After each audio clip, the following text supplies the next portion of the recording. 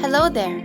So today we will discuss about finding the components of a vector. So stay tuned to learn more about this lesson. These are the things that we will discuss: definition, application, and example problems. Let's dive into each topic. A scalar quantity is defined as a physical quantity thus only magnitude. For example, mass and electric charge.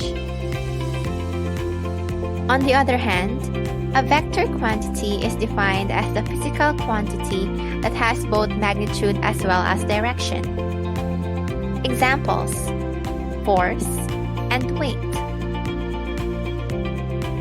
Vector diagrams are diagrams that depict the direction and relative magnitude of a vector quantity by a vector arrow. Vector diagrams can be used to describe the velocity of a moving object during its motion. One example, a vector diagram could be used to represent the motion of a car moving down the road. The resultant is a vector sum of two or more vectors.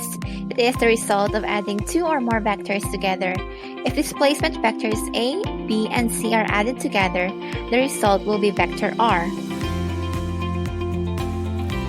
The resultant of two vector quantities represented in magnitude, direction, and sense by two adjacent sides of a parallelogram, both of which are directed toward or away from the point of intersection, is the diagonal of the parallelogram through that point. Two vectors are represented by two sides of a triangle in sequence. The third closing side of the triangle, the opposite direction of the sequence, represents the sum or resultant of the two vectors in both magnitude and direction. Any two-dimensional vector has a part, and each part is known as a component. The vector have an influence in two different directions, mainly called the horizontal and vertical, which is known as the component.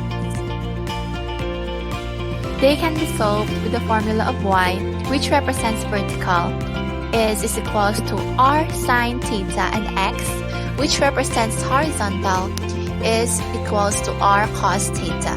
The angle here is made by the vector with positive x-axis in the clockwise direction.